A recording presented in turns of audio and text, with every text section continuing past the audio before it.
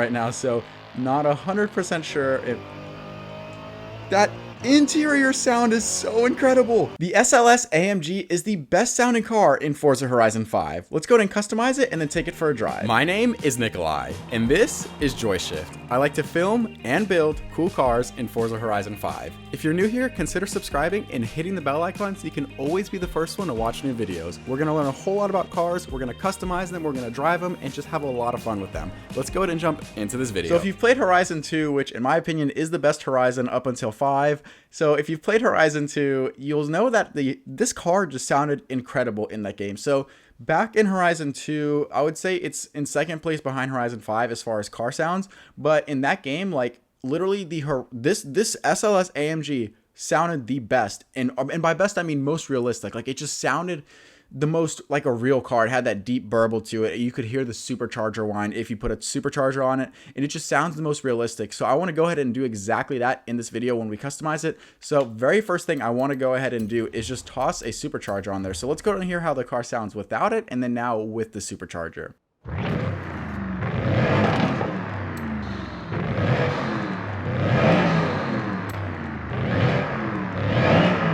You just hear that supercharger whine, and it's so incredible. I absolutely love it. So the next step we're gonna do is go ahead and put the race intake on there, because this is gonna give us a little bit more whine. So if we listen to it stock versus the race intake, it's gonna have just a little bit more whine with the upgraded intake.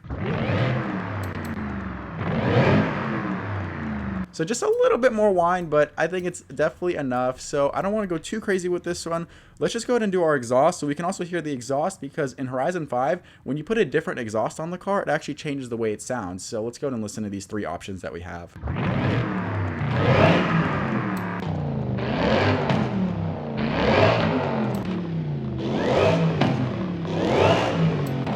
We just have to put the sport exhaust on there. It is, I mean, it's the most throaty, it's the most realistic sounding, and you just have to do it. Like, it just, I'm in love with this game. It's so much fun. So now let's go ahead and listen to the supercharger. So if we upgrade the supercharger, it's going to give us more whine, and I think it should sound a little bit better. So let's go ahead and listen to them and see how they sound.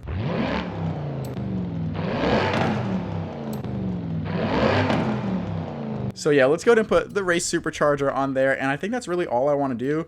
You know, let's go do the cooling. So we do an intercooler and then our actual oil cooling. So what will that put us at? We'll be sitting at 722 horsepower.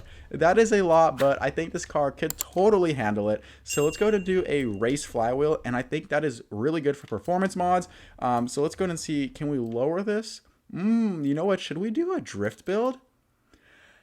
I think we should do a drift build on this car, because I think it'll actually handle it pretty well. So let's go ahead and put the drift springs and dampers on here. And we can also go ahead and put the race sway bars on the car. And as far as weight reduction, this is quite a heavy car, even though it's, you know, I mean, it is a coupe, but it still weighs 3,600 pounds, which is a lot. So let's go ahead and do weight reduction, bring that down to about 3,000 there. And I don't want to do any reinforcement. So let's go ahead. We can upgrade the clutch, and then transmission. I don't really want to upgrade the transmission, because then we'll get a lot of transmission whine. So I don't think we need to do that. And we didn't add that much power to the car either. So we can just go ahead and do that. And then let's see, could we put a drift diff into the, yep, there we go. So let's go ahead and put the drift differential into the car, and that'll look really good. So what should we do for tires? Because I think, oh, this is kind of hard, because if I want it to be a drift car, we could put, do they have the drift? Is that even an option? Yeah, there we go. Drift tire compound. But I'm thinking I actually kind of like the stock tire compound more for drifting, because it seems a little bit more controllable. So I actually think let's just go ahead and leave them stock. I think that'll be fine.